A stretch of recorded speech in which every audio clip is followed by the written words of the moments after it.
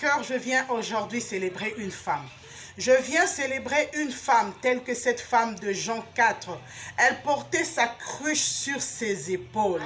Bien-aimée dans le Seigneur, avant d'entendre parler Christ, cette femme s'est trimballée avec sa cruche. Sa cruche qui est le symbole de sa mauvaise vie.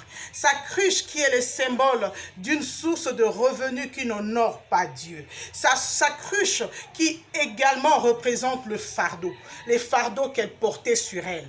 Le fardeau de ressentiment, les fardeaux de sentiment de culpabilité, le fardeau de la honte, alléluia, le fardeau du sentiment de rejet. Cette femme ne pouvait pas aller ensemble avec les autres femmes puiser de l'eau. Non, elle avait honte de sa vie. Elle n'était pas acceptée non plus par les autres femmes.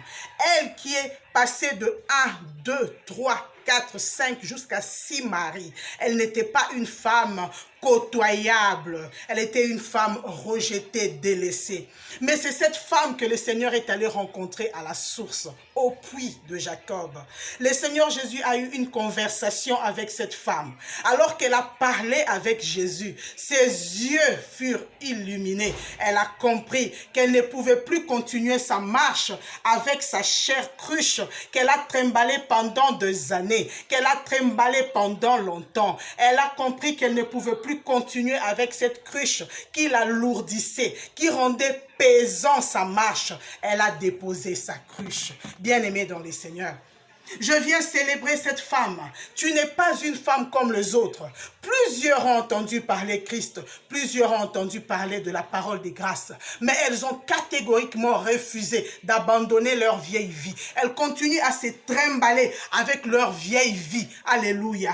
Christ a dit, mon fardeau est léger. Alléluia. Les fardeaux du Christ, c'est seulement sa parole. Sa parole, bien-aimée. Dépose ta cruche. Prends la parole.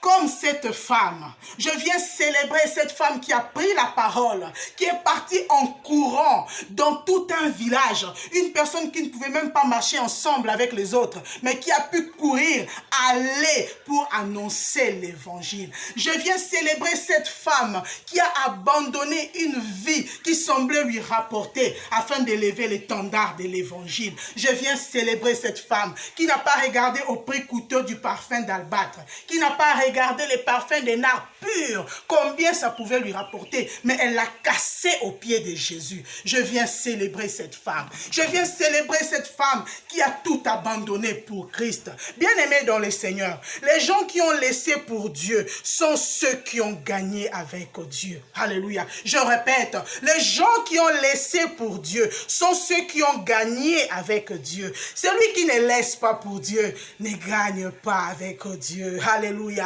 Laisse et gagne. Bien-aimé dans le Seigneur, l'on sait que tu marches avec Dieu lorsque tu laisses pour Dieu. Alléluia. Mais pour arriver à laisser pour Dieu, tu dois lui faire confiance. Plusieurs aujourd'hui n'ont pas fait confiance à Dieu, n'ont pas fait confiance à la parole de la grâce. Voilà pourquoi ils ont continué à transporter leur cruche.